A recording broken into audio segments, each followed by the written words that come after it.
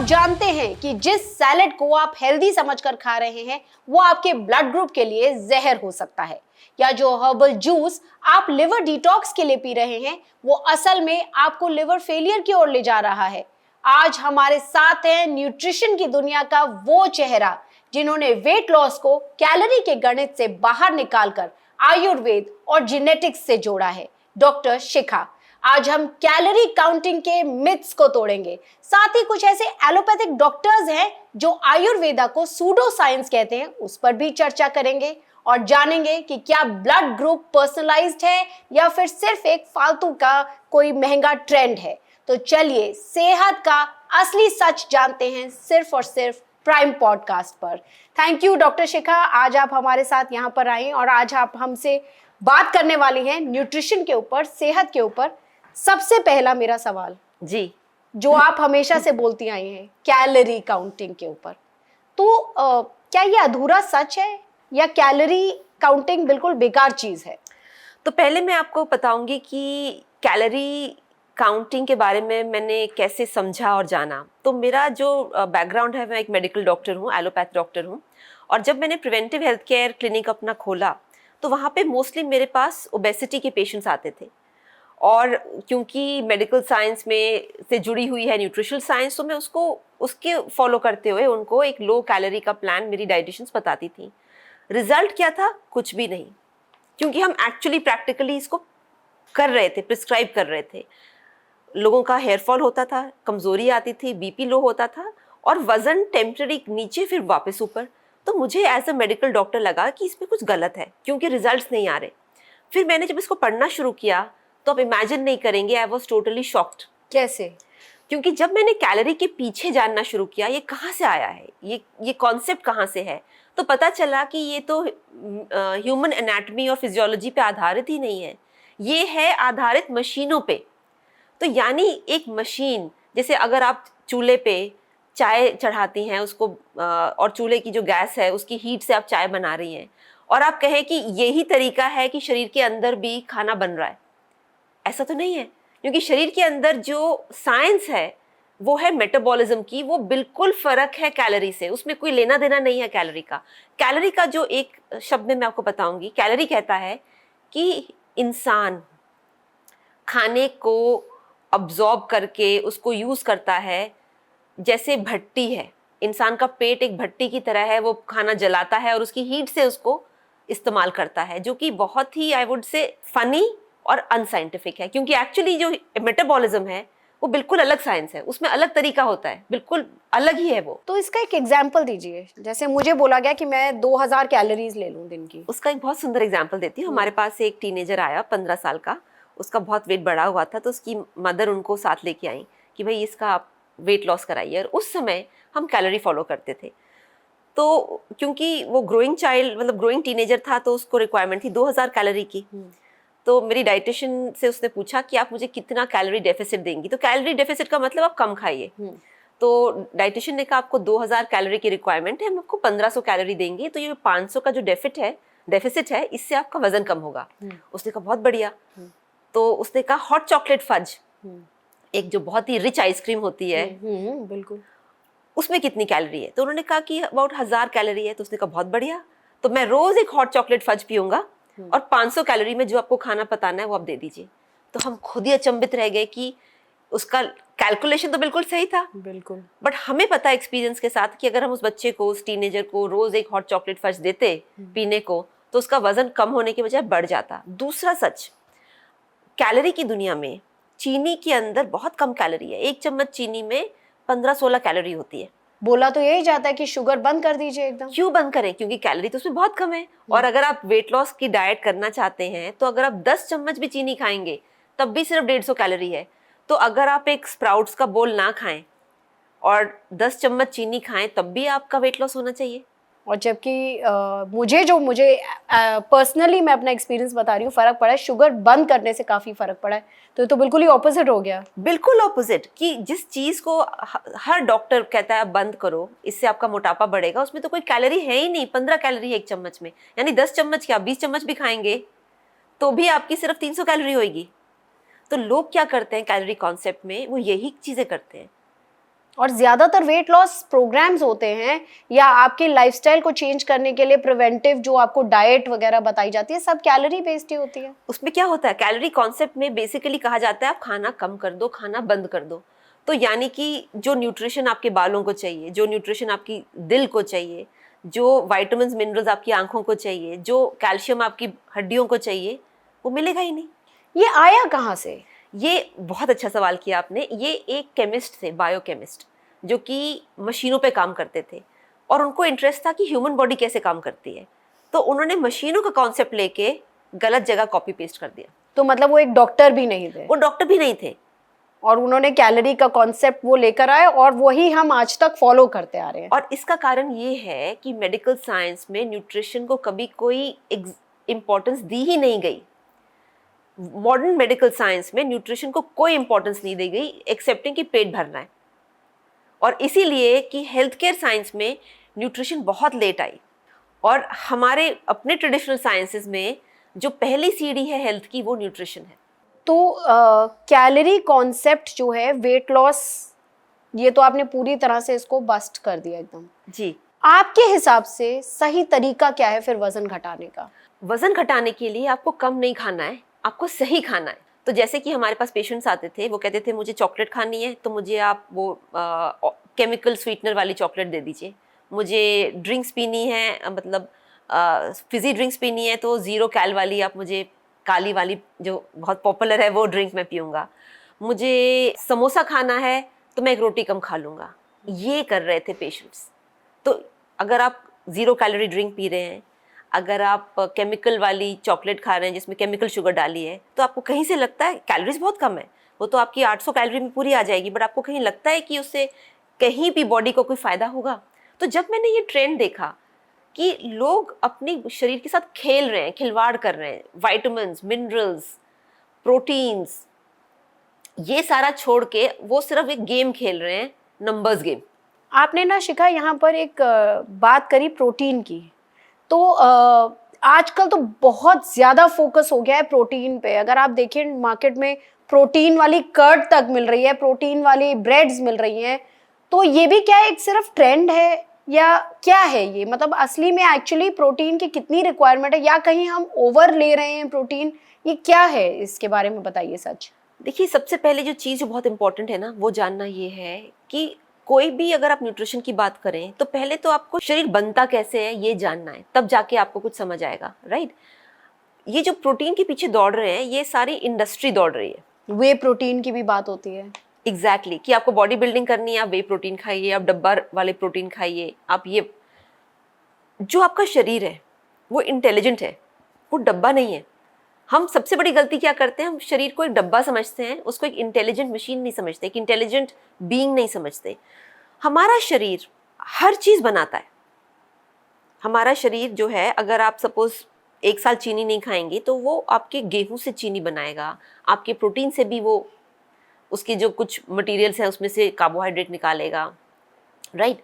मेरे कहने का मतलब है कि जो वो मॉलिक्यूल्स हैं वो बॉडी के अंदर बिल्कुल बेस लेवल पे चलते हैं, राइट, मॉलिक्यूलर लेवल पे काम होता है। बिल्कुल। तो वो मॉलिक्यूल्स उसको सब्जी में भी मिल जाते हैं, उसको फल में भी मिल जाते हैं, वो एक्सट्रैक्ट करता है। जो पूरा बॉडी है वो एक साइंटिफिक एक्सट्रैक्शन मशीन है। तो हमें अलग से ये चीजें लेने की जरूरत नहीं है। आपको सही चीजें लेने की जरूरत है। जैसे सही चीजें क्या हैं? सही चीजें हैं कि जो आपकी विटामिन्स हैं, जो आपको फल से मिलेगा, सब्जी से मिलेगा, तो आपको फल और सब्जी खाना है। हमारे देश में इतने लोग हैं, पैसे होते भी फल सब्जी नहीं खाना चाहते, खाना ही नहीं चाहते, लेकिन वो प्रोटीन वाली कर्ड और प्रोटीन वाले ब्रेड खरीद रहे हैं, ब्रेड वाली खरीद रहे हैं। दूसरी चीज है कि जो कार्बोहाइड्रेट्स हैं उसका जो बेस लेवल है वो ग्लूकोज है, राइट, या सुक्रोज, फ्रुक्टोज, राइट। जो प्रोटीन है उसका बेस लेवल अमाइनो एसिड है। तो अमाइनो एसिड एक स्ट्रक्चरल एलिमेंट है, यानी वो पौधे में भी होगा, प्लांट में भी होगा, एनिमल में भी होगा। तो वो अमाइनो एसिड्स आपको अलग अलग सोर्स से मिलते हैं। तो जरूरी नहीं है कि आपको चिकन ही खाना है अमाइनो एसिड के लिए, जरूरी नहीं खाना आपको वे प्रोटीन ही खाना है, दूध ही खाना है। आपको बेसिकली अपने इंटेस्टाइन और अपने लिवर को हेल्दी रखना है ताकि वो उस चीज से निकाल पाए अमाइनो एसिड। तो अगर हम ये कहें कि फिर यहाँ पर तो वेजिटेरियन और नॉन वेजिटेरियन डाइट का भी एक क्लैश हो गया, तो लोग कहते हैं कि क्योंकि आप नॉन वेज खा रहे हैं तो इसलिए आपको बेटर प्रोटीन मिल रहा है, या आप के लिए बेटर है वो, तो वेजिटेरियंस को तो और ज़्यादा प्रोटीन की ज़रूरत है और इसलिए वो दालें और खाएं या प्रोटीन रिच डाइट लें। तो ये क्या, ये भी फिर एक मिथ हो गया एक तरह से? एब्सोल्युटली। देखिए, कई सालों तक ये कहा गया था कि इंडियंस जो हैं वो कमज़ोर हैं क्योंकि वो काफ़ी वेजिटेरियन खाते हैं, इंडियंस की डाइट ख़राब है। यहाँ तक कि कहा गया है मेडिकल के कुछ वेस्टर्न रिसर्च ने कि इंडियंस का डीएनए ही ख़राब है। तो ये तो बीमार पड़ेंगे ही पड़ेंगे, डायबिटीज मतलब इनको अपने हिसाब से आप मेडिसिन इनकी लॉबी ले आइए, अपने हिसाब से आप इंट्रोड्यूस करिए, क्योंकि आपको वहाँ पे फायदा करना है। हाँ, और इंडियंस का डीएनए खराब है। मतलब ये कैसी साइंस है कि पूरे की पूरे एक पूरे सोसाइटी का डीएनए खराब है तो इनको डायबिटीज होनी है। और अगर आप हेल्दी रहना चाहते हैं तो हमारा डब्बा बंद प्रोटीन लीजिए, अगर आप हेल्दी रहना चाहते हैं तो हमारे केमिकल शुगर ऑल्टरनेटिव्स लीजिए। तो ये एक तरह की आई वुड से पैसा बनाने की विधि है। रियलिटी इज कि फर्स्ट ऑफ ऑल अगर हम समझें, आपको प्रोटीन आपके खाने से बॉडी एक्सट्रैक्ट करके देगी, निकाल के देगी। तो आपका जो इंटेस्टाइन और लिवर हेल्दी होना चाहिए। और सोर्सेज क्या होने चाहिए? वैरायटी होनी चाहिए। उसमें आपको हरी सब्जियां भी खानी है, उसमें सैलड भी खाना है, उसमें आपको होल ग्रेन्स खाने हैं। जैसे हमारे इंडिया में बाजरा, मिलेट्स जो दूसरे होते ज्वार हैं, है ना, ये सारी चीजें होती थी। बिल्कुल। ऐसा नहीं कि हर सीजन में आप सिर्फ गेहूं खा रहे हैं या हर सीजन में चावल खा रहे हैं। आप सीजनल खाते थे, जैसे कभी ज्वार की रोटी खा ली, कभी बाजरा की रोटी खा मक्की ली, की रोटी खा कभी ली। मक्की की रोटी खा ली। तो सीजन टू सीजन आपका बदलता था। रागी, साउथ अगर आप मध्य प्रदेश से आगे जाएं तो वहाँ रागी का कितना इस्तेमाल होता है। दिल्ली में कोई रागी पहचानता नहीं है, जबकि इतना अच्छा सोर्स है कैल्शियम का वो। तो लोगों को जब कैल्शियम बोलते हैं उनको सिर्फ दूध, दही और पनीर दिखता है। बिल्कुल। जबकि कैल्शियम तिल में बहुत अच्छा है, कैल्शियम रागी में बहुत अच्छा है, कैल्शियम पत्तेदार सब्जियों में बहुत अच्छा है। कोई ये नहीं सोचता कि जो हम कह रहे हैं कि भाई दूध से कैल्शियम मिलेगा, तो गाय तो दूध नहीं पीती, तो उसका कैल्शियम कहाँ से आ रहा है? तो कॉमन सेंस इज मिसिंग। लोग ये जो साइंस में उलझ जाते हैं और कॉमन सेंस इस्तेमाल नहीं करते। So if I really tell you कि अगर आप प्रोटीन खाना चाहती हैं, आप वैरायटी जब लेंगी तो आपका बॉडी इधर से एक अमाइनो एसिड लेगा, वहां से दूसरा अमाइनो एसिड लेगा और अपने आप जोड़ेगा।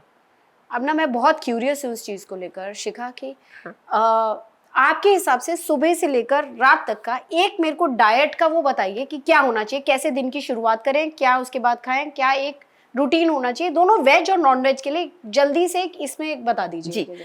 तो पहले तो मैं एक डिस्क्लेमर देना चाहूंगी कि क्योंकि मैं फॉलो करती हूँ traditional science with modern science का एक जो वैदिक सिस्टम फॉलो करती हूँ मैं। तो वैदिक सिस्टम के मुताबिक कोई भी जब आप न्यूट्रिशन प्लान बनाते हैं तो वो उसकी प्रकृति अनुसार होना चाहिए। प्रकृति अगर मैं आसान शब्द में बोलूँ तो उसके डीएनए के अनुसार होना चाहिए। जैसे हम स्किन क्रीम इस्तेमाल करते हैं कि ऑयली स्किन है या ड्राई स्किन है, तो या जैसे हम कोई भी चीज़ इस्तेमाल करते हैं तो अपने बॉडी टाइप के, तो वो जो आप बोलते हैं वो कफ और पित्त और हाँ, ये जो प्रकृति होती है, प्रकृति। सो जो आयुर्वेद जिस चीज को प्रकृति कहता है, वेस्टर्न मेडिसिन उसी चीज को कहता है जेनेटिक्स। वेस्टर्न मेडिसिन जिस चीज को न्यूट्रिशन एंड जेनेटिक्स कहता है, आयुर्वेद उसको प्रकृति के अनुसार न्यूट्रिशन कहता है। तो बात वही कर रहे हैं, अलग अलग तरीके से। और न्यूट्री जेनेटिक्स आज भी वेस्ट में अभी आया है, मतलब 10-15 साल पहले तो रिसर्चर्स ने उसके बारे में बात करनी शुरू करी। आयुर्वेद ये 5000 साल से कह रहा है। तो बट मैं आपको एक गाइडलाइन बता सकती हूँ कि अगर कोई वेजिटेरियन है, सबसे पहले जब आप सुबह उठते हैं, और ये मैं गाइडलाइन दे रही हूँ, एक पर्टिकुलर वो नहीं, कि हमेशा किसी काढ़े से शुरू करें, क्योंकि काढ़ा जो आपका डाइजेस्टिव सिस्टम है उसको जगाएगा। Okay, right. फिर नाश्ते में कभी भी दूध, दही और अनाज को साथ ना मिलाएं। जैसे वो दलिया, दूध वाला दलिया और मैंगो शेक, बनाना शेक, ये बहुत गलत है।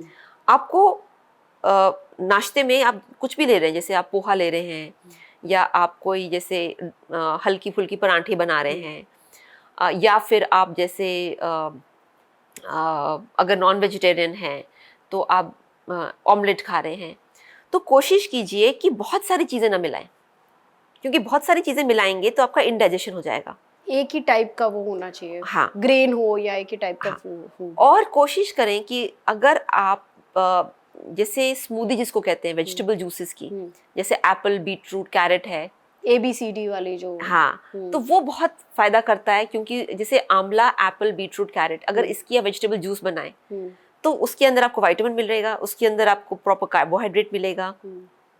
कई लोग फ्रूट जूस और वेजिटेबल जूस को कंफ्यूज करते हैं। वो नहीं होना चाहिए। नहीं, कंफ्यूज करते हैं, दोनों में अंतर है। जो फ्रूट जूस है वो बहुत शुगरी हो जाता है, बट वेजिटेबल जूस शुगरी नहीं होता। तो जैसे मैं आपको बता रही हूँ कि आंवला, एप्पल, बीटरूट, कैरेट का अगर आप जूस सुबह निकालेंगे और उसको रोज पिएंगे तो आपको विटामिन मिलेगा, आपको एंजाइम मिलेंगे, आपको फाइबर मिलेगा, और वो आपके ब्रेकफास्ट को काफी हद तक कवर करेगा। फिर जैसे 5 बादाम है, 1 अखरोट है, ड्राई फ्रूट्स होने चाहिए। ड्राई फ्रूट्स अगर आप लें तो ये एक मुट्ठी ड्राई फ्रूट्स, अब वेस्टर्न साइंस में ड्राई फ्रूट्स तो हार्डली कहीं पे बात की जाती है, एज एन आफ्टर थॉट कि वो भी ले लेना आप।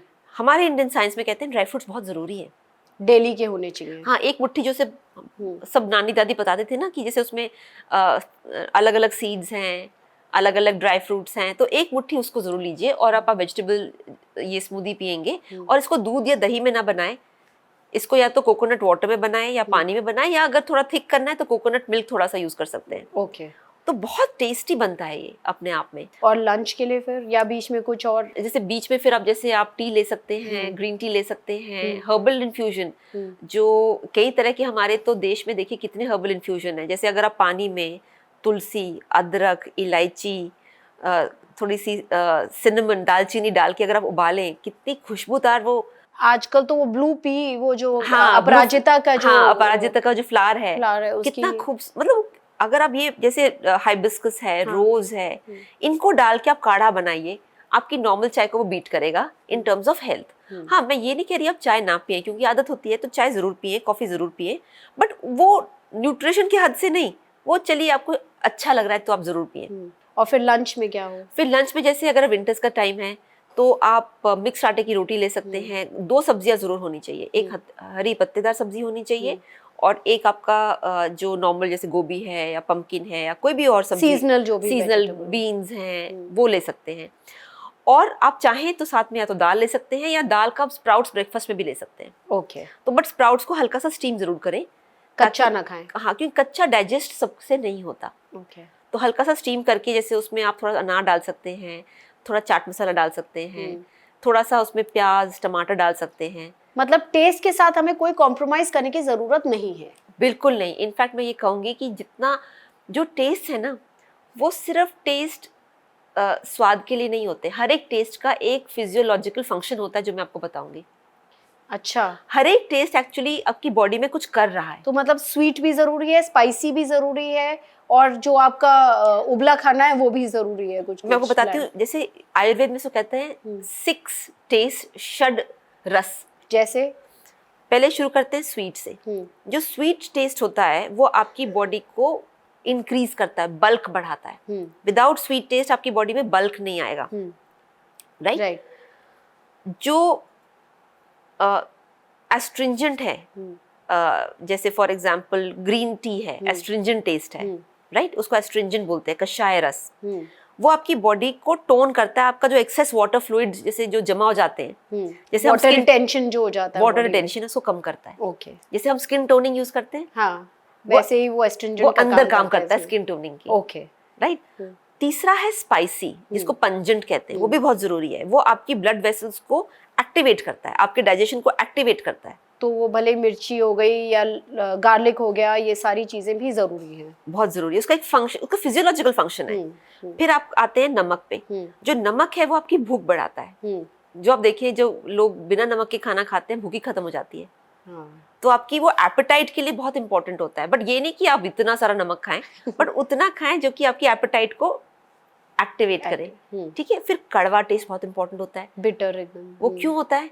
क्योंकि वो आपके ब्लड को क्लीन करता है, वो आपके लिवर को क्लीन करता है, क्लेंजिंग का काम करता है।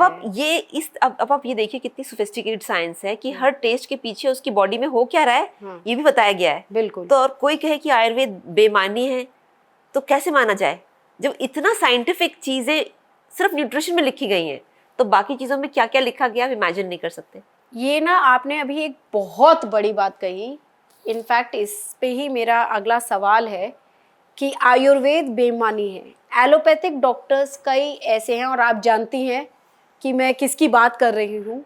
मतलब वो हर जगह यही चीज़ आती है कि आयुर्वेदा सूडो साइंस है, या कोई भी और स्ट्रीम है जो एलोपैथिक नहीं है वो सूडो साइंस है। वो आयुर्वेदिक डॉक्टर्स को डॉक्टर्स तक नहीं मानते ऐसे लोग। तो इसके बारे में आपका क्या टेक है, क्योंकि आप खुद एक मेन स्ट्रीम, आप एक एलोपैथिक डॉक्टर हैं, उसके बावजूद आप आयुर्वेदा को सपोर्ट करती हैं। देखिए, पहली बात तो मैं कहूँगी आपके चैनल के माध्यम से कि मैं एलोपैथ डॉक्टर हूँ और आयुर्वेद की फ़ैन हूँ। लिटरली फ़ैन जो होते हैं ना, वो हूँ, और साइंस के थ्रू फ़ैन हूँ। ये नहीं कि मुझे किसी कोई जड़ी बूटी से मिरेकल हो गया तो मैं फ़ैन बन गई। उसका साइंस पढ़ने के बाद मैं उसकी फ़ैन बनी। तो जो भी ऐसे डॉक्टर हैं, एक तो ये बचपना है इनका, और दूसरा इनकी एरोगेंस है, उनमें कोई भी ह्यूमिलिटी नहीं है। नॉलेज से क्या इंसान हम्बल बनता है, यही कहा गया है कि जितने आप नॉलेजेबल होंगे उतनी आप में ह्यूमिलिटी आएगी, उसमें उतना आपको समझ आएगा कि आपको कितना कम आता है। तो ना ऐसे डॉक्टर्स में ह्यूमिलिटी है और एरोगेंस से भरे हैं, और प्लस बचपना है, राइट। अगर मुझे शास्त्रीय संगीत नहीं आता तो मैं ये नहीं कह सकती पॉप म्यूजिक बहुत अच्छा है, शास्त्रीय बेकार है, क्योंकि आता ही नहीं मुझे, राइट। तो इसीलिए मैं कहूँगी कि आयुर्वेद जो है वो ऐसा साइंस है जो एक्चुअली लॉन्जिटिविटी को पहचानता है, जानता है। मैं आपको एक छोटा सा एग्जांपल दूंगी। न्यूट्रिशन, मॉडर्न न्यूट्रिशन कहता है कि न्यूट्रिशन आपको ज़रूरत है कैलोरीज के लिए, एनर्जी के लिए और पेट भरने के लिए। आयुर्वेद ने सही माने में न्यूट्रिशन को पहचाना है, क्यों करता क्या है, राइट। न्यूट्रिशन एक्चुअली आपके पूरे शरीर को बनाता है। एनर्जी आपको सांसों से आती है। वो उनका ये कहना है ऐसे डॉक्टर्स का जो आयुर्वेदा को सूडो साइंस बोलते हैं, कि जैसे उन्होंने गिलोय पे रिसर्च करी कि कोविड के टाइम पर गिलोय लोगों ने पिया, इससे उनका लिवर खराब हो सकता है, लिवर टॉक्सिसिटी बढ़ती है हर्बल सप्लीमेंट से। तो इस पर आपका क्या जवाब है ऐसे डॉक्टर्स को? देखिए, पहली बात तो उनको बिल्कुल आयुर्वेद की समझ नहीं है, राइट। दूसरा, कोई भी चीज़ जो असर करती है आपके शरीर में, उसको आपको सही डोज में लेना होता है। अगर आज की डेट में एज अ मेडिकल डॉक्टर मैं एंटीबायोटिक दूं और वो एंटीबायोटिक मैं आपको 1 महीने तक देती रहूं, तो आपका तो किडनी लिवर दोनों ही खत्म हो जाएगा, क्योंकि साइड इफेक्ट्स तो इन मेडिसिन के भी हैं और काफी हैं, बहुत ज्यादा हैं। यहाँ कई मेडिसिन पे तो लिखा होता है सीजर्स हो जाएंगे, लिवर खराब हो जाएगा, कैंसर तक हो जाएगा, मगर डॉक्टर्स उसको बिल्कुल ही इतने से डोज में यूज करते हैं एंड फॉर एक लिमिटेड पीरियड, तब वो दवाई का काम करता है। तो वी हैव टू अंडरस्टैंड कि आयुर्वेद साइंस खराब नहीं है, जैसे कि एलोपैथ साइंस खराब नहीं है। उसको कैसे आपने यूज किया है, अगर आप यूज ठीक से नहीं करेंगे, बिना पढ़े और बिना प्रिस्क्रिप्शन के, आप बिना पढ़े बिना प्रिस्क्रिप्शन के अगर आप इस तरह से करेंगे, तो वो तो एस्पिरिन भी आपको अल्सर कर देगी। एस्पिरिन ब्लड थिनर यूज होता है, बट अगर आप गलत यूज करेंगे उससे भी आपको अल्सर हो जाएगा। तो उन्होंने तो मिनिस्ट्री ऑफ आयुष के बारे में भी काफी कुछ बोला है।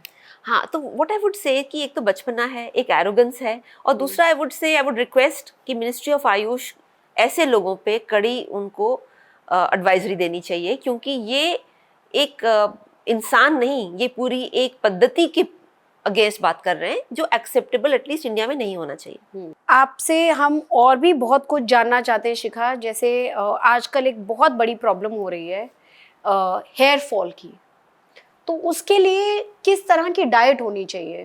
देखिए, हेयर फॉल का पहले जो रूट कॉज है, पहले हमें समझना है कि जब हम सही पानी नहीं पीते, सही पानी मतलब कि जिसके अंदर कोई मिनरल्स ही नहीं है, जिसके अंदर कोई न्यूट्रिशनल वैल्यू ही नहीं है, स्टेराइल वाटर बन गया है, रिवर्स ऑस्मोसिस के थ्रू स्टेराइल वाटर हमें मिलता है, उसमें कोई भी मिनरल नहीं रहता, तो उससे एक तो बहुत हेयर फॉल होता है। दूसरा, कई बार हमारी न्यूट्रिशनल डेफिशिएंसी हो जाती है, तो अगर शरीर में न्यूट्रिशनल डेफिशिएंसी रहेगी तो हेयर फॉल ज़रूर होगा।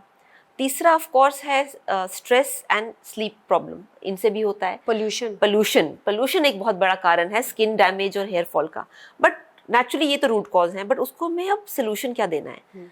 एक हिमालय में एक बेर उगता है जिसको हम हिमालयन बेरी कहते हैं, जो कि इनफैक्ट डिफेंस रिसर्च जो DRDO है उसको बहुत यूज़ करता है सोल्जर्स के लिए, वो स्किन और हेयर के लिए बहुत ही अच्छा है। हिमालयन बेरी का पाउडर आता है, कहीं पे भी उसको आप गर्म पानी में डालिए, मिक्स कीजिए, थोड़ी देर रखिए, फिर छान के उसको पीजिए। क्या ये एम्प्टी स्टमक लेना होता है या एम्प्टी स्टमक? हाँ, एम्प्टी स्टमक। तो एक तो ये है। दूसरा है आंवला, जैसे कि एक जूस की रेसिपी आपको बताती हूँ, रोज आप पी सकते हैं, जिसमें आंवला, एप्पल, बीटरूट, कैरेट ये चारों को मिला ये के। चारों का जूस आप बनाइए और रोज पीजिए, तो उसको आपको जो विटामिन्स, मिनरल्स, एंटीऑक्सीडेंट्स हैं उसमें से मिलेंगे आपको। ये आप जरूर कीजिए। तीसरी चीज, काला चना का जो स्प्राउट्स है वो उसको स्टीम करके आप हफ्ते में 2 या 3 बार खाइए, क्योंकि जो भी आपको जैसे एक स्ट्रेंथ चाहिए होती है रूट्स को, तो वो आपको वहां से मिलेगा। Then another thing which is very important is कि जो स्कैल्प की जो मसाज है, कई तरह के अच्छे ऑयल्स हैं, आयुर्वेद में ऑयल्स हैं जो कि स्कैल्प को ठंडा रखते हैं। देखिए आयुर्वेद में कहा जाता है कि स्कैल्प होना चाहिए ठंडा। अच्छा। क्योंकि जितना स्कैल्प गर्म होगा तो उतना हेयर रूट कमजोर हो जाएगा। फिर hair colour, chemical hair colour भी डैमेज करता है, तो ऑर्गेनिक हेयर कलर पे शिफ्ट करें। और पानी खूब पिए। और दूसरा है कि जैसे जितने भी ये जैसे आप कह सकते हैं वेजिटेबल्स हैं सीजनल, उनको जूस फॉर्म में या फिर सब्जी के फॉर्म में, अलग अलग फॉर्म में अलग अलग दिन लीजिए, क्योंकि जितना नरिशमेंट मिलेगा बालों को उतना ज़्यादा वो स्ट्रांग होंगे। एक आपने बात कही पानी के ऊपर भी कि हम आरओ का पानी पी रहे हैं तो वो मिनरल डेफिशिएंट हो गया आपका पानी, तो क्या मिनरल वाटर लें इसके लिए? आप मिनरल ऐड कर सकते हैं अलग से। आप घड़े में भी डाल सकते हैं, जो पहले मिट्टी के घड़े बनते थे उसमें भी डाल सकते हैं, या मिनरल ऐड कर सकते हैं। बट हाँ, आरओ की वजह से विटामिन डी डेफिशिएंसी भी देश में फैल रही है। आरओ की वजह से? क्योंकि क्या है कि विटामिन डी देखिए विटामिन डी डेफिशिएंसी क्यों होगी? विटामिन डी तो सूरज से बनता है, वही हमारे मेरा स्किन सवाल पे। यही है, तो ये कैसे हो सकता है कि आरओ की वजह से हो रहा है? देखिए पहले तो विटामिन डी डेफिशिएंसी इंडिया में होनी नहीं चाहिए। क्यों? बिकॉज विटामिन डी कहाँ से बनता है? विटामिन डी आप बाहर से नहीं लेते हैं, सूरज की किरणें आपकी स्किन पे जाती हैं, और जो स्किन है वो विटामिन डी बनाता है, राइट? तो इंडिया में तो सूरज की कोई कमी नहीं है ना, फिर भी हो रही है डेफिशिएंसी। क्योंकि जो पानी है वो डेफिशिएंट है। तो जो वो आपको मिनरल्स चाहिए पानी से, जो इस प्रोसेस को कंप्लीट करते हैं, वो मिसिंग है। सो इसके लिए क्या फिर सप्लीमेंट्स पे वो करें शिफ्ट, या फिर वही mineral water is the answer? Minerals, हाँ, आप मिनरल्स ऐड कर सकते हैं अपने पानी में। कैसे कर सकते हैं लेकिन? देखिए मिनरल्स अलग से भी मिलते हैं, और जैसे मिट्टी के जो घड़े होते हैं उसमें भी आप ऐड कर सकते हैं। और वेजिटेबल जूसेस आप ले सकते हैं, बिकॉज वेजिटेबल जूसेस तो मिनरल से भरपूर होते हैं। तो ये भी एक उसमें वो करा जा सकता है। शिखा, इतनी इंटरेस्टिंग बातें हो रही हैं, और आज तो बिल्कुल जो कुछ कॉन्सेप्ट्स थे मेरे वो बिल्कुल ही चेंज हो चुके हैं, खाने को लेकर, न्यूट्रिशन को लेकर। और अब एक और चीज़ जो बहुत ही इंटरेस्टिंग चीज़ डॉक्टर शिखा हमेशा रेकमेंड करती हैं, वो है ब्लड ग्रुप बेस्ड डाइट। तो ये कैसे होता है? मतलब कौन से ब्लड ग्रुप को कौन सी डाइट लेनी चाहिए, ऐसे कैसे पॉसिबल है? तो देखिए ये मैं पहले इस तरह की चीज़ें रेकमेंड करती थी, क्योंकि ब्लड ग्रुप बेस्ड डाइट एक तरह का आप कह सकते हैं कि पहले मैं बताती हूँ ब्लड ग्रुप बेस्ड डाइट है क्या। तो ब्लड ग्रुप बेस्ड डाइट ये कहती है कि आपके ब्लड ग्रुप के अनुसार आपको खाना पीना चाहिए, क्योंकि ब्लड ग्रुप बेसिकली आपके डीएनए को दर्शाता है। जो ओ पॉजिटिव है उसका डीएनए अलग है, जो ओ नेगेटिव है उसका डीएनए अलग है। तो ये मुझे अच्छा लगा, साइंटिफिक लगा, और इसको मैंने फॉलो करवाना शुरू किया अपने क्लिनिक में। मगर समय के साथ मैंने देखा कि इससे जो एडवांस कॉन्सेप्ट है वो आयुर्वेद है, वो वैदिक कॉन्सेप्ट है। फिर जब मैंने वैदिक कॉन्सेप्ट फॉलो किया तो वो ब्लड ग्रुप से भी एडवांस होना शुरू हो गया। क्यों? बिकॉज ब्लड ग्रुप कॉन्सेप्ट एक लिमिटेड फूड रेंज में काम करता है, बट जो वैदिक कॉन्सेप्ट है वो आपके हर बीमारी की ट्रीटमेंट पे काम करता है। तो ट्रीटमेंट पे काम करता है, लेकिन फिर क्या हम ये कह सकते हैं कि जो ब्लड ग्रुप बेस्ड डाइट है, सपोज उसमें कि अगर हम ओ पॉजिटिव की बात करें तो उनको कुछ खाने उसके हिसाब से नहीं खाने चाहिए, तो क्या वो स्टिल हमें फॉलो करने चाहिए? जी, तो इस पे ना कुछ रिसर्च भी हुई है कि कुछ लोगों ने कोरिलेशन समझने की कोशिश करी है। तो अगर आप देखिए ब्लड ग्रुप में जो ब्लड ग्रुप्स हैं वो आयुर्वेद की जो प्रकृति है उससे कुछ कुछ कोरिलेट करते हैं। जैसे जो आयुर्वेद में फायर प्रकृति है वो ओ पॉजिटिव ब्लड ग्रुप या ओ ब्लड ग्रुप थोड़ा उससे कोरिलेट करता है। ओके। जो आयुर्वेद में कफ प्रकृति है, जो बी ब्लड ग्रुप है उससे कोरिलेट करता है। और जो आयुर्वेद में वात यानी एयर प्रकृति है वो ए ब्लड ग्रुप उससे कोरिलेट करता है। तो अगर आप देखें तो आयुर्वेद की जो प्रकृति कॉन्सेप्ट है उसी को ही फॉलो करता है ये ब्लड ग्रुप बेस्ड। हाँ। क्या आप हमें जल्दी से सारे ब्लड ग्रुप्स के लिए कोई एक ऐसी चीज जो खाएं और एक ऐसी चीज जो अवॉइड करें? तो जैसे ओ पॉजिटिव में क्योंकि एसिडिटी होने के बड़े चांस होते हैं और एसिडिटी आपके ब्लड को इफेक्ट कर सकती है, इन्फ्लेमेशन कॉज कर सकती है। तो कोशिश कीजिए कि अल्कलाइन फूड्स खाएं, जैसे वेजिटेबल जूसेस ज़्यादा लें, एलोवेरा लें, और गर्मी के मौसम में ज़्यादा नॉनवेज ना खाएं। बी पॉजिटिव कफा को कोरिलेट करता है, तो जैसे बी पॉजिटिव में आप चावल ज़्यादा ना खाएं, बहुत ज़्यादा हाई ग्लाइसेमिक इंडेक्स जैसे ब्रेड है, इस सारी चीज़ें ना खाएं। लो ग्लाइसेमिक इंडेक्स जैसे ज्वार है, बाजरा है, इस तरह की चीज़ें ज़्यादा लें। डेयरी प्रोडक्ट्स में दही बहुत ज़्यादा ना लें, अगर लेना है तो आप मिल्क ले सकते हैं, पनीर ले सकते हैं, बट रात के समय दही ना लें। और वात कॉन्स्टिट्यूशन जो कि ए पॉजिटिव को कोरिलेट करता है, तो वात कॉन्स्टिट्यूशन को समय समय पे खाना खाना चाहिए, एम्प्टी स्टमक ना रहें। और दूसरा है कि बहुत ज़्यादा नॉनवेज या बहुत ज़्यादा हैवी प्रोटीन ना खाएं, बिकॉज वो डाइजेस्ट ईजिली नहीं होता। तो जब भी खाएं तो उसको मतलब थोड़ा स्पेस आउट करके खाएं, एक साथ बहुत सारा ना खाएं। और ओ नेगेटिव, ए बी, हाँ, इन ब्लड ग्रुप्स के लिए, या बी नेगेटिव? हाँ, जो नेगेटिव ब्लड ग्रुप्स हैं नॉर्मली उनको जैसे आप कह सकते हैं कि फर्मेंटेड चीज़ें थोड़ा जो इजीली डाइजेस्टेड हैं एक लेवल की, वो ज़्यादा सूट करती हैं, और उनमें एलर्जीज़ के भी चांसेस ज़्यादा हो जाते हैं, बिकॉज वो आप कह सकते हैं कि एक थोड़ा सा ज़्यादा रेयर ब्लड ग्रुप है। डॉक्टर शिखा, एक चीज़ और आज आपसे मैं बात करना चाहती हूँ जो बहुत ही कॉमन हम देख रहे हैं, कार्डियक अरेस्ट। हाँ जी। तो हार्ट के लिए ऐसी कौन सी डाइट है जो ठीक रहेगी? और सबसे चौंकाने वाली बात यह है कि डॉक्टर्स के भी, अभी रिसेंटली हमने सुना 49-year-old डॉक्टर जिनकी कार्डियक अरेस्ट है, जो बिल्कुल फिट हैं लोग, उनको भी कार्डियक अरेस्ट हो रहे हैं। तो क्या खाने में हम कुछ ऐसा बदलाव कर सकते हैं जिससे कि इस तरह की चीज़ों को हम अवॉइड कर सकते हैं? ये आपने बहुत अच्छा सवाल किया। इनफैक्ट अगर आप देखिए पैंडेमिक के दौरान हर एक इंसान के अंदर वो वायरस गया ही गया है, चाहे उसकी सिम्टम्स उसको मिले, चाहे वो बीमार पड़ा हो, चाहे ना बीमार पड़ा हो, बट वायरस अंदर ज़रूर गया है। जब वायरस अंदर गया है तो उसने उसकी हार्ट मसल के अंदर डैमेज सबकी किया है, राइट? अब कुछ में वो विजिबल है, कुछ में वो इनविजिबल है, कुछ कॉम्पनसेटेड है, कुछ डीकॉम्पनसेटेड है। यानी कॉम्पनसेट मतलब रिकवर हो गया है। इनफैक्ट पैंडेमिक के दौरान ही मैंने जब रिसर्च करनी शुरू करी तो मुझे जो इंडियन हर्ब्स हैं उसमें बहुत फ़ायदा नज़र आया। जैसे पहला हर्ब जो मैं आपको बताऊंगी इस बुरांश। अच्छा। तो बुरांश के बारे में मैंने स्टडी करी, जो कि उत्तराखंड में मिलता है, और उसकी हर्बल टीज बनानी शुरू करी मैंने, क्योंकि रोडोडेंड्रॉन आपका एक बहुत पावरफुल एंटीऑक्सीडेंट है। दूसरा आंवला। आंवला तो इंडियन आयुर्वेद में इतना उसके बारे में लिखा गया है, इंडिया के आयुर्वेद में, कि वो रामबाण है। तो आंवला जरूर लेना चाहिए, वो एंटीऑक्सीडेंट है, वो रिपेयर करता है लिटरली जहाँ जहाँ डैमेज होता है। तीसरी चीज़ है जो आप ये कहते हैं अनार। अनार और अनार का छिलका। जो अनार का छिलका है उसको, हाइबिस्कस फ्लावर को अगर आप उबाल के पिए तो वो एक बहुत पावरफुल एंटी ट्यूमर और एंटी इन्फ्लेमेटरी है। या कैंसर कितना बढ़ रहा है, बहुत बढ़ रहा है कैंसर। इनफैक्ट ये तो एक बड़ी अच्छी चीज़ आज आपने बताई है कि एक तरह से प्रिवेंटिव है। देखिए जितने भी ये फूल पत्ती और स्पाइसेस होते हैं, इनमें हीलिंग प्रॉपर्टी होती है। अगर आप देखिए food as medicine, food as medicine सिर्फ आयुर्वेद में, न्यूट्रिशनल साइंस में फूड एज मेडिसिन नहीं है, food to just fill your body है, कि अगर आपका किडनी फेलियर है तो आपको क्या खाना है क्या नहीं खाना। मगर फूड एज मेडिसिन सिर्फ आयुर्वेद में।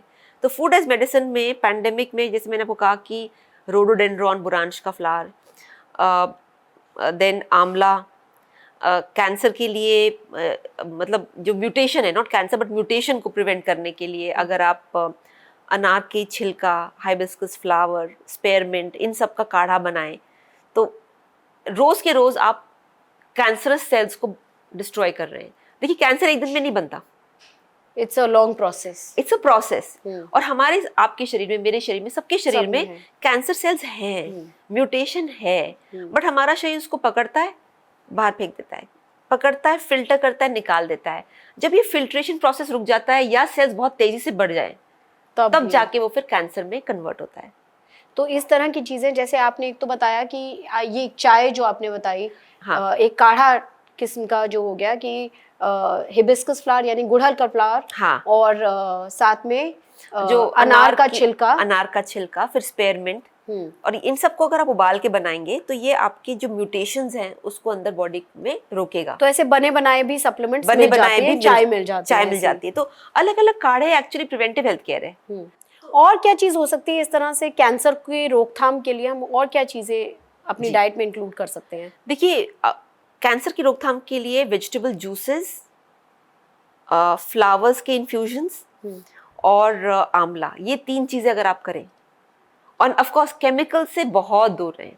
जब हम पैकेज फूड्स की बात करते हैं तो हम कैलोरीज की बात करते हैं, फैट की बात करते हैं, सैचुरेटेड फैट की बात करते हैं, वो तो बहुत छोटी प्रॉब्लम है। बड़ी प्रॉब्लम है preservatives, artificial colour, artificial flavour, जो इन सब चीज़ों में मौजूद होते हैं। वो ज़्यादा डेंजरस है।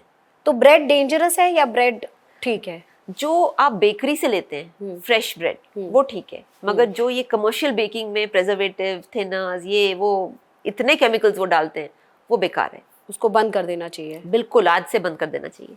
अगर आपको ब्रेड खानी है तो जो लोकल बेकरी है आपकी, हर जगह लोकल बेकरी होती है, वहां से मंगवा लीजिए, हफ्ते में 2 बार ही खाइए, बट सही ब्रेड खाइए। एक और चीज़ आजकल जो मार्केट में बहुत मिल रही है, क्योंकि कहते हैं खाने में भाई बहुत पेस्टिसाइड्स हैं, केमिकल वाले खाने जैसे आप बता रही हैं, तो ओजोन वॉश्ड वेजिटेबल्स। देखिए, ओजोन वॉश करेगा वायरस को, बैक्टीरिया को, केमिकल को थोड़ी ना वॉश करेगा। केमिकल आप वॉश नहीं कर सकते, उसके लिए तो आपको ऑर्गेनिक ही खाना है। तो ओजोन वॉश्ड वेजिटेबल्स ठीक हैं या नुकसान कर सकती हैं? फ़ायदा नहीं है, मैं कहूँगी कोई फ़ायदा नहीं है, क्योंकि वैसे भी अगर आप प्रॉपर्ली वॉश्ड वेजिटेबल्स लेते हैं, क्योंकि ओजोन सिर्फ वायरस और बैक्टीरिया को ख़त्म कर सकता है, केमिकल्स को नहीं ख़त्म कर सकता। तो आप ओजोन वॉश से सारे केमिकल्स नहीं हटा सकते जो इतने टॉक्सिक केमिकल आ रहे हैं। आपको पता है पंजाब में एक कैंसर ट्रेन चलती है, और क्यों उसका नाम कैंसर ट्रेन बना है? क्योंकि 2-4 विलेजेस से, 2-4 लोकेशन से वहाँ पे इतना पेस्टिसाइड यूज़ हुआ है कि फार्मर्स को कैंसर हो गया, और उस ट्रेन में मोस्टली वो वाले पेशेंट्स ट्रैवल करते हैं, कैंसर पेशेंट्स जो होते हैं। तो आप अगर आप ऑर्गेनिक चूज करेंगे, और अगर गवर्नमेंट की लेवल पे ऑर्गेनिक एग्रीकल्चर प्रमोट होगा, उसमें सब्सिडी मिलेगी, तो हमारा देश बदल सकता है। एक चीज़ यहाँ पर आईसाइट बच्चों की भी काफ़ी वीक हो रही है because of screens of course, और बाकी न्यूट्रिशन तो है ही इसके लिए जिम्मेदार। तो क्या कुछ ऐसे आयुर्वेद में या कोई ऐसी हम चीज़ें इंक्लूड कर सकते हैं उनकी डाइट में जिससे कि फ़ायदा मिले? एब्सोल्युटली। देखिए, पहले तो जैसे ऑर्गेनिक घी जो है वो बहुत अच्छा होता है, आंखों के लिए बहुत अच्छा होता है, और आप आंखों को हल्के से आसपास ऑर्गेनिक घी से मसाज भी कर सकते हैं बच्चों की। दूसरा है कि जितने भी हरे वेजिटेबल्स हैं उनको, जैसे मैंने आपको स्मूदी बताया, जैसे अभी पालक का सीज़न चल रहा है, तो आप पालक, थोड़ा सा कोकोनट मिल्क, एक आंवला, केला, थोड़े से चिया सीड्स भिगो के, और उसमें थोड़ा सा आप पाइनएप्पल और एप्पल डालिए, इतना डिलिशियस स्मूदी बनता है, वो रोज़ बच्चे को दीजिए, राइट। और साथ में एक्सरसाइज, आई एक्सरसाइज, मतलब जैसे स्क्रीन देख रहा है, कुछ कर रहा है, उसके बाद 10-20 सेकेंड दूर देखे, किसी हरी चीज़ को देखे, गार्डन को देख ले, या कोई पार्क को देख ले, या दूर, या स्काई को देख ले, तो उससे भी फ़र्क पड़ता है। हाँ, आई मसल्स कमज़ोर हो रही हैं, कॉन्स्टेंटली वो नीचे स्क्रीन को, पास की चीज़ को देख रही है, तो आई मसल्स को एक्सरसाइज कराना ज़रूरी है, न्यूट्रिशन एंड एक्सरसाइज, आई की एक्सरसाइज। मैं तो कहूँगी हर स्कूल में ये मैंडेटरी होनी चाहिए कि आई एक्सरसाइज बच्चों को कराई जाए। ये बहुत ही बढ़िया चीज़ आपने सजेस्ट करी है। इनफैक्ट ये एक ऐसी चीज़ है जो आसानी से फॉलो की जा सकती है। एब्सोल्युटली। और हर दूसरे बच्चों को आजकल चश्मा लग रहा है। एंड आई कपिंग, जैसे आप काफ़ी देर तक कुछ पास की चीज़ देख रही हैं, फ़ोन देख रही हैं, तो थोड़ा सा हाथ को रब कीजिए, और वो गर्म हथेलियों को अपनी आंख पे कप कीजिए ऐसे करके, तो वो उससे भी फ़र्क पड़ेगा, उससे भी मसल्स रिलैक्स होती हैं। बहुत ही बढ़िया आपने ये टिप्स दिए हैं जिसे कि फॉलो करना इतना डिफ़िकल्ट भी नहीं है और हर कोई कर सकता है, भले वो बच्चा हो चाहे वो एडल्ट्स हो। जी जी। इसके साथ ही शुगर, डायबिटीज़, इसके लिए क्या किया जाए? कोई ऐसी चीज़ जो प्रिवेंटिव भी हो, और जिनको है ऑलरेडी उनके लिए कोई ऐसी चीज़ें जो वो फॉलो कर सकते हैं अपने डाइट में? देखिए, डायबिटीज़ का जो प्रॉपर तरीका है वो है इन्फ्लेमेशन को कम करना। शरीर के अंदर जो इन्फ्लेमेशन, अंदरूनी घाव हैं, उनको अगर आप कंट्रोल करेंगे तो अपने आप डायबिटीज़ कंट्रोल होएगी। तो डायबिटीज़ का, जैसे हमारे क्लिनिक में, हमारे ऑर्गेनाइजेशन में जब हम ट्रीटमेंट करते हैं, ट्रीटमेंट या आप उसको हम कोशिश करते हैं कंट्रोल करने की, तो हम 3 चीज़ों पे आधारित करते हैं। एक तो उनकी गट हेल्थ को इम्प्रूव करते हैं, इंटेस्टाइन को, प्रोबायोटिक्स देते हैं, त्रिफला देते हैं, फाइबर देते हैं, उसकी जो कॉन्स्टिट्यूशन है जिसको हम वैदिक डाइट कहते हैं, वेदों के अनुसार जो खाना है वो देते हैं। फिर दूसरा हम लिवर पे काम करते हैं कि लिवर को डिटॉक्सिफाई करते हैं। तो जैसे महीने में 1 बार या 2 बार उसको एक डिटॉक्स प्लान पे रखते हैं, जिसमें खाने में उसको एक वेजिटेबल जूसेस, काढ़ा, सैलेड, फाइबर, ये सब देते हैं ताकि वो लिवर के टॉक्सिन बाहर आ जाए। तीसरा, हम हार्मोनल बैलेंस पे काम करते हैं। हार्मोनल बैलेंस यानी कि इंसुलिन बैलेंस। सो इंसुलिन बैलेंस के लिए आपको जो ट्रिगरिंग चीज़ें हैं, जैसे ब्रेड ट्रिगरिंग है, या जैसे ये आर्टिफिशियल फूड्स, प्रिजर्वेटिव वाली चीज़ें, उनको उनकी डाइट से हटाते हैं। तो वो हार्मोनल इंसुलिन बैलेंस आता है जब ये ट्रिगर्स हट जाते हैं, लिवर को डिटॉक्सिफाई करते हैं, नरिश करते हैं, और इंटेस्टाइन। इस तीनों चीज़ों को 360 degree approach 360 degree approach. Because diabetes, देखिए जो कहते हैं ना कि डायबिटीज़ के लिए आप ये नीम सिर्फ खा लो या सिर्फ करेला खा लो, तो वो 360 अप्रोच नहीं है, वो शॉर्ट टर्म अप्रोच है। आपको एक 360 अप्रोच लेंगे तभी रिजल्ट आएगा। हाँ, एंड एक्सरसाइज, डायबिटीज़ में एक्सरसाइज का बहुत ज़्यादा महत्व है, और मैंने देखा है कई बार डायबिटिक्स बिल्कुल एक्सरसाइज नहीं करते और उनकी डायबिटीज़ बढ़ जाती है विंटर्स में। एक चीज और, आप आयुर्वेदा को जैसे सपोर्ट करती हैं काफी जी। हमारे आयुर्वेदा में तेल और घी को भी इम्पोर्टेंस दी गई है, तो इस पर आपको क्या कहना है कि तेल घी होना चाहिए डाइट में और कितना होना चाहिए? देखिए, तेल घी तो बहुत ही ज़्यादा इम्पॉर्टेंट है डाइट में। पहली बात, कैसा होना चाहिए तेल घी? तो जो ये केमिकल प्रोसेसिंग फैक्ट्री वाला नहीं होना चाहिए, जिसके अंदर ये दुनिया भर के केमिकल्स डाल के उसको एक्सट्रैक्ट करते हैं। नेचुरल एक्सट्रैक्शन मेथड होनी चाहिए, जैसे कच्ची घानी है, मैकेनिकल एक्सट्रैक्शन है, कोल्ड प्रेसिंग है, वो तेल घी सही है। तो क्योंकि उसके अंदर केमिकल्स नहीं है। दूसरा, कितना होना चाहिए? जैसे कि 1 टीस्पून पर person per day is enough. बच्चों के लिए ज़्यादा चाहिए, क्योंकि 5 साल और 10 साल तक बच्चों का ब्रेन, 5 साल तक ब्रेन डेवलप हो रहा है, 10 साल तक पूरी बॉडी धीरे धीरे करके हॉर्मोन्स डेवलप हो रहे हैं, तो उनमें थोड़ा ज़्यादा चाहिए होता है।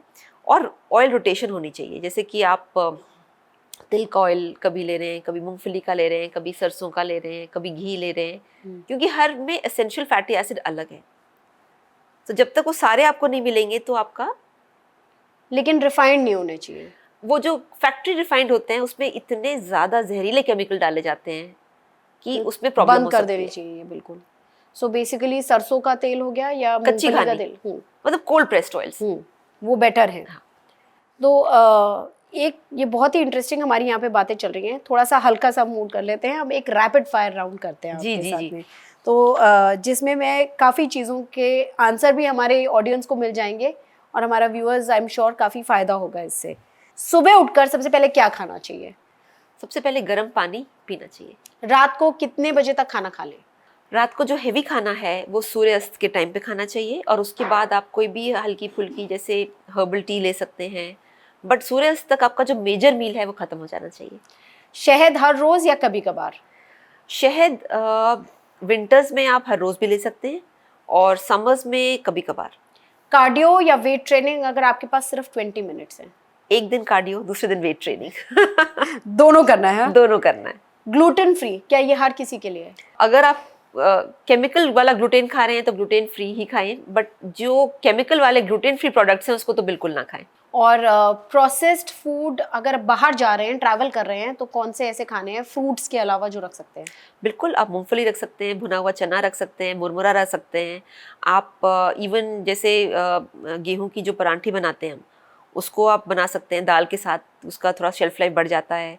तो जितने भी रोस्टेड स्नैक्स हैं उसको आप पैकेट में बंद करके ले जा सकते हैं। सब्जी वर्सेस सैलेड, कौन सा ज़्यादा फायदेमंद है? सैलेड के अंदर जो एंजाइम है वो बहुत इंपॉर्टेंट है, तो कभी कभी आप सब्जी को भी सैलेड की तरह खा सकते हैं, उसको थोड़ा वेजिटेबल जूस के फॉर्म में। मतलब सब्जी को ही सैलेड बना लीजिए। हाँ, जैसे ब्रोकली है, उसको हल्का स्टीम किया, सैलेड खा लिया, तो वो बेटर है। हाँ। और आयुर्वेदिक टॉनिक्स जो होते हैं, अगर वो क्लिनिकली टेस्टेड हैं तो हाँ या ना? Ayurvedic tonics definitely yes. एक लाइन में सबसे बड़ा न्यूट्रिशन मिथ? कैलोरीज। खाने के बाद क्या गुड़ खाना फायदेमंद है? विंटर्स में और पोल्यूशन में तो ज़रूरी, बहुत फ़ायदेमंद है। गुड़ जरूर खाना चाहिए, कितना खाना चाहिए? हल्का सा, जस्ट आई वुड से 5 ग्राम 10 ग्राम, उससे ज़्यादा 5 ग्राम आई वुड से। फ्रूट्स हर किसी को सूट नहीं करते। फ्रूट्स का समय अगर आप सही करें और फ्रूट्स का चुनाव सही करें तो सबको सूट करेगा। क्या टाइम होना चाहिए फ्रूट्स खाने का? सूर्य के टाइम, सनलाइट, सूर्य के बाद फ्रूट नहीं खाना चाहिए। आजकल मतलब कई सुना गया है कई लोगों को कि पहले तो ये कम चीज़ें सुनी जाती थी कि गेहूं सूट नहीं कर रहा है, चावल सूट नहीं कर रहा है, या किसी भी तरह की फूड एलर्जी है। तो ये फूड इंटॉलरेंस टेस्ट्स होते हैं, तो ये कितने फ़ायदेमंद हैं और क्या ये सही तरीका है आगे बढ़ने के लिए, आपकी हेल्थ के लिए? डेफिनेटली फूड इंटॉलरेंस टेस्ट बहुत इंपॉर्टेंट होते हैं, और फूड इंटॉलरेंस ज़्यादा ग्लूटेन, डेयरी इन सारी चीज़ों से होती है, क्योंकि बेसिकली ये मतलब ये ख़राब तरीके से बनाए जा रहे हैं। डेयरी इंडस्ट्री में अगर आप देखें कि जितना गाय दूध देती नहीं है उससे ज़्यादा तो अवेलेबल है, तो नेचुरली कुछ ना कुछ बीच में ऐड किया जा रहा है। So I would say food intolerance basically is a sign कि आपका गट अब इतना बर्दाश्त नहीं कर पा रहा है गलत तरह की चीज़ें खाना। इसका ये मतलब नहीं है कि ज़रूरी कि लाइफ लॉन्ग आपको वो फूड इंटॉलरेंस रहे, क्योंकि कई बार होता है कि आप एक स्ट्रेसफुल दौर के थ्रू जा रहे हैं, ऊपर से आप ये केमिकल और प्रिजर्वेटिव वाला खाना खा रही हैं, तो बिल्कुल बॉडी रिएक्ट कर जाती है। आई वुड से टेस्ट बहुत इंपॉर्टेंट है, कम से कम आपको पता चलेगा कि खाना कौन सा खाना है, कौन सा नहीं खाना। Second thing which is also very important is कि ये बढ़ इसलिए रहे हैं बिकॉज ऑफ पोल्यूशन, क्योंकि खाने में पोल्यूशन है, पानी में पोल्यूशन है, हवा में पोल्यूशन है, तो इसीलिए ये बढ़ रहे हैं, कैंसर इसीलिए बढ़ रहा है। तो इसका क्या सोल्यूशन है फिर? क्लीन ऑर्गेनिक, जितना आप क्लीन खाएंगी, जितना ऑर्गेनिक खाएंगी, और कॉन्शियस ईटिंग, जो आप कॉन्शियस होके खाइए, बिकॉज अब वो समय नहीं रह गया है कि आप आलू का पराठा और पिज्ज़ा एक ही तराजू में तोल सकते हैं। आलू का पराठा हाँ हैवी है, बट पिज्ज़ा केमिकल है, या कोई भी ऐसी चीज़। आप इंडियन स्नैक्स भी लीजिए जो कि आजकल पैकेट या डब्बा बंद मिल रहे हैं, वो भी केमिकल है। डेफिशिएंसीज होती हैं बहुत सारी, लोग टेस्ट कराते हैं डेफिशिएंसीज निकली तो तुरंत जवाब होता है सप्लीमेंट्स। तो क्या सप्लीमेंट्स बहुत ही रियलिस्टिक हैं कि और वो वही एक्सपेक्टेड है उसी समय उस डेफिशिएंसी को ठीक करने के लिए, या ये सिर्फ खाने से स्लोली ही ठीक करा जाए और एड्रेस किया जाए? देखिए इमीडिएट में तो सप्लीमेंट देने पड़ते हैं। जैसे पहले भी जब मैं हॉस्पिटल में काम करती थी, जब हमारे पास महिलाएं आती थी, उनका डिलीवरी अगले महीने था और उनका हीमोग्लोबिन 8 है, तो हमें तो बहुत जल्दी बूस्ट करना पड़ता था। तो टेम्प्रेरी के लिए तो सप्लीमेंट ज़रूरी है, बट हाँ लॉन्ग टर्म बॉडी सिर्फ नेचुरल ही अब्जॉर्ब करती है। सप्लीमेंट सिर्फ एक टेम्प्रेरी बूस्ट है।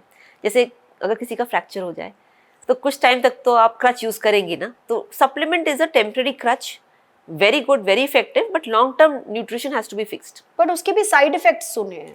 अगर ज़्यादा खाएं, गलत समय खाएं और गलत कॉम्बिनेशन में खाएं। सबसे ज़्यादा विटामिन डी बहुत ओवर यूज़ होता है, कैल्शियम बहुत ओवर यूज़ होता है, विटामिन ए भी बहुत ओवर यूज़ होता है। तो ये सारे, जैसे विटामिन सी के सप्लीमेंट कोविड में लोग 6 खाते थे एक दिन में, नहीं खाने चाहिए। तो ओवरडोज करने वाली बात है। तो ओवरडोज तो किसी भी चीज़ का गलत है। तो विटामिन डी के कैसे लेने चाहिए सप्लीमेंट? विटामिन डी के आप 2-3 महीने लीजिए, उसके बाद उसको रोक लीजिए, अपना 6 वीक्स का जो कोर्स होता है। उसके बाद मिनरल आपकी जो है उसको ठीक कीजिए, अपने खाने को ठीक कीजिए, ताकि आपकी बॉडी उसको अब्जॉर्ब तो कर पाए। पता चले आप खा भी रहे हैं और बॉडी उसको फायदा ही नहीं हो रहा, अब्जॉर्ब भी नहीं कर रही है, लग तो भी ये नहीं रहा। बड़ी बात है कि लोग सप्लीमेंट ले लेते हैं विटामिन डी का, लेकिन उसके साथ उसको एब्जॉर्ब करने के लिए सही मिनरल्स नहीं ले रहे जो जरूरी होते हैं। बिल्कुल। डॉक्टर शिखा, एक डिटॉक्स डाइट की हम बात करते हैं, तो ये क्या कुछ एविडेंस बेस्ड है? क्या इससे वाकई बॉडी में डिटॉक्स होता है? देखिए डिटॉक्स का जो पूरा कॉन्सेप्ट है ये आयुर्वेद से आया है, और आयुर्वेद के थ्रू नेचुरोपैथी से में भी गया है और बहुत सी साइंस में गया है। डिटॉक्स का मतलब होता है कि लिवर आपकी नॉर्मल डिटॉक्स का ऑर्गन है। जो आप एयर पोल्यूशन ब्रीथ कर रहे हैं, वाटर पोल्यूशन, फूड में पोल्यूशन, वो लिवर ही उसको क्लीन करके वो आपके सेल्स तक वो केमिकल पॉइजन ना जाए, उसकी वो व्यवस्था करता है।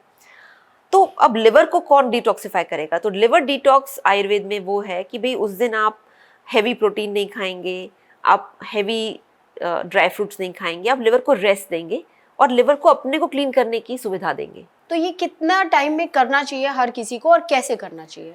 उम्र पे डिपेंड करता है और एक्सपोजर पे डिपेंड करता है कि कितना एक्सपोजर आपका हुआ है और आपकी एज क्या है, या एक्सपोजर ही आप समझ लीजिए। एक जनरल हमारे व्यूअर्स को बताइए कि अगर सपोज 18 to 25 है, हाँ। तो उनको कितने दिन बाद लिवर डिटॉक्स करना चाहिए, या 25 to 35 एज ग्रुप है तो कितना? So 18 to 25 में जैसे आप हर साल में एक बार भी करें या 2 बार भी करें तो बहुत है, इनफ है।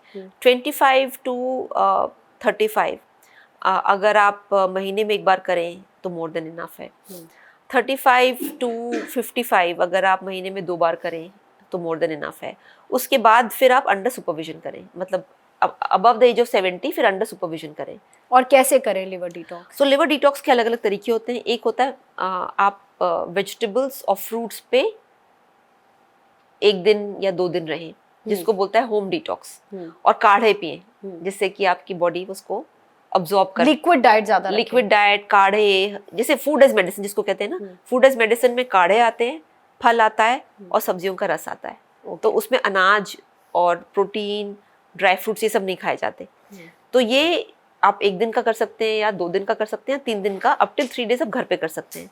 आजकल बहुत सारे नेचुरोपैथी के सेंटर्स खुले हुए हैं जहाँ पे अंडर सुपरविजन आप 7 डेज कर सकते हैं, 21 डेज कर सकते हैं।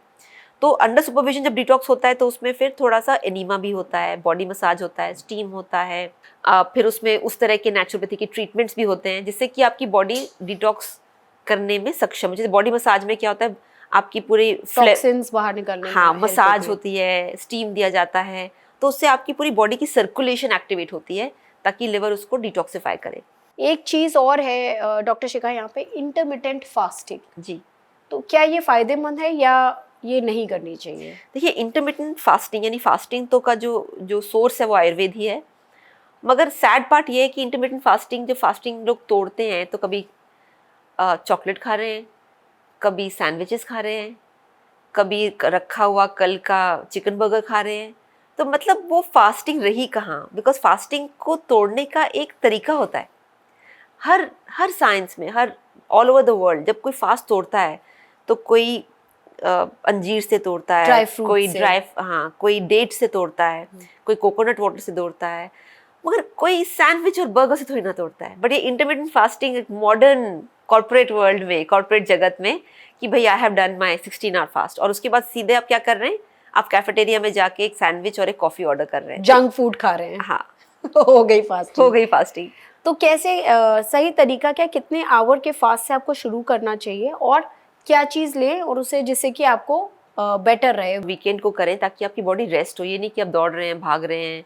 तो सैटरडे संडे 2 दिन आप कर लीजिए। हाँ, सैटरडे संडे आप कर सकते हैं। और फास्टिंग जब आप शुरू करें तो बेसिकली त्रिफला अगर यूज करें बहुत अच्छा है, बिकॉज वो गट का टॉनिक है। So but you can have water in that. हाँ, यू कैन हैव वाटर। आप फल लें, आप सब्जियों के रस लें, और आप जैसे काढ़े हैं, जैसे मैंने आपको बताया कि आप रोडोडेंड्रॉन इन्फ्यूजन है, या जैसे आप अनार का इन्फ्यूजन है वो लें। 8 आवर फास्टिंग होनी चाहिए, 6 से उससे शुरू करें और फिर बढ़ाएं धीरे धीरे, या कैसे? देखिए अगर आप 8 आवर फास्टिंग करें तो वो अपने आप में सही है। 10 आवर्स भी फास्टिंग कर सकते हैं, बट पानी पीना ना छोड़ें। कई लोग फास्ट में पानी नहीं पीते, वो गलत है। वो पानी तो बहुत जरूरी है। आपका हमारा शरीर 2/3 सिर्फ पानी है, देखने में सॉलिड लगता है बट 2/3 सिर्फ पानी है। तो पानी पीते रहें, तो 8 आवर्स करें, 10 आवर्स करें, 16 आवर्स करें, धीरे धीरे उसको बढ़ाएं हम। हाँ, फास्ट को। हाँ, बहुत ही मज़ा आ रहा है शिखा इन बातों में। अब ये बताइए कि आपकी तरफ से क्या मैसेज है हमारे व्यूअर्स के लिए जो वो फॉलो करें जिससे वो हेल्दी लाइफस्टाइल जी सकते हैं? क्या ऐसा रामबाण उपाय है?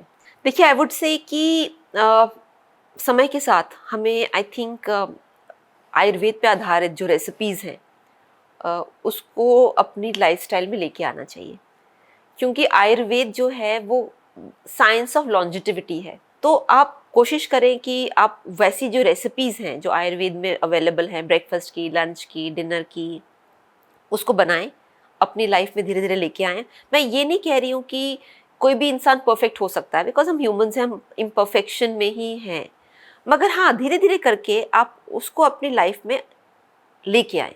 काफ़ी चीज़ें प्रिवेंट की जा सकती हैं। हाँ, और आयुर्वेद साइंस बहुत सिंपल है, आपको आयुर्वेद की डॉक्टर बनने की ज़रूरत नहीं है।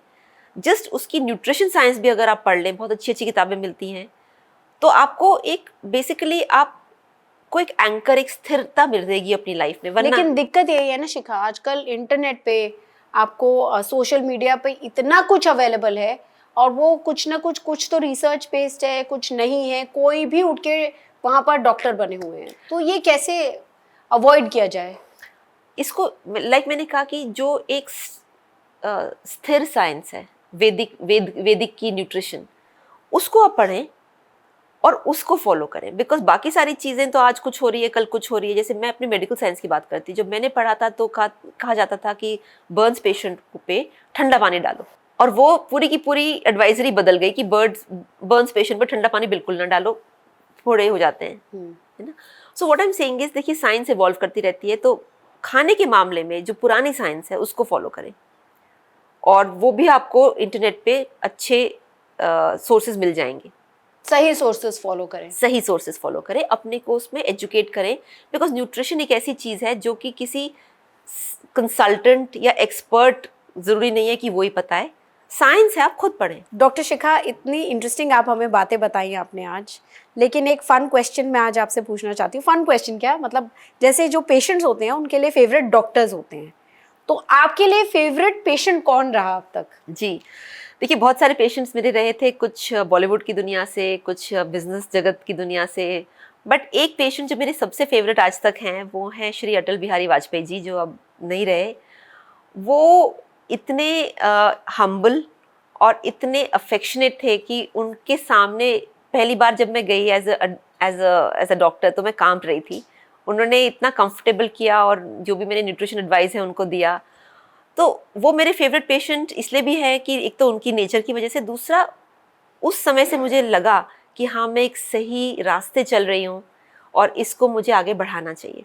जब आपने आयुर्वेदा की ओर भी जाना जब मैं जब मैं आयुर्वेद की तरफ गई, तब उनकी पीएमओ से मुझे कॉल आया कि श्री वाजपेयी जी की आप न्यूट्रिशन प्लानिंग करेंगे और इनके आप कंसल्टेंट या एडवाइजर रहेंगे। तो मुझे लगा ये शायद ऊपर से एक मैसेज है कि आप आयुर्वेद का जो एक नेचुरल मेडिसिन, मैं इसको कहती हूँ नॉन केमिकल मेडिसिन, इसका रास्ता अगर आप अपनाएंगे तो सही रास्ते जाएंगे। 5 डूज एंड डोंट्स बताइए हमारे व्यूअर्स को। पहली चीज़ है कि खाली पेट ज़्यादा देर ना रहें, एसिडिटी होती है। दूसरा चीज़ है कि स्लीप, एक्सरसाइज एंड वाटर, ये 3 तो बहुत इम्पॉर्टेंट है, फंडामेंटल हैं आपकी हेल्थ के लिए। सब्जियों का रस अपना रोज़ किसी ना किसी फॉर्म में ले, जो भी सीजनल वेजिटेबल्स हैं, तो सब्जियों का रस और सैलड अपनी डाइट में ज़रूर रखें। एंड ऑफ कोर्स डाइट में वैरायटी रखें। जितना आप वैरायटी और डाइवर्सिटी लाएंगे उतने आप हेल्दी रहेंगे। जैसे कहते हैं जितने कलर्स होंगे प्लेट में उतना ही फायदा। हाँ, रेनबो प्लेट अपनी रखिए आप। Thank you so much doctor Shikha, आज आपने हमें बहुत इंटरेस्टिंग बातें बताई और बहुत ही मजा आया, और काफी सारे मिथ्स आज आपने खाने से जुड़े शैटर किए हैं हमारे इस शो पर। Thank you so much for joining us. Thank you so much, it was a pleasure being here.